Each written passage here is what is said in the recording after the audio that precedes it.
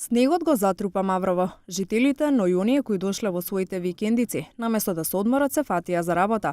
Со лопата во рацете, граѓаните денеска сами го чистеа снегот.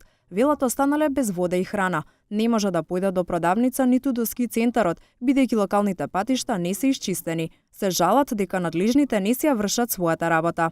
Директорот на Македонија пат, Гајур Кадрiju, вели дека главниот пат во Маврово е исчистен, но дека екипите кои се на терен имаат потешкоти при чистењето на снегот, поради интензивните врнежи и снежната покривка која е над 1 метар и 20 сантиметри. Не успеавме да стапиме во контакт со надлежните во општината.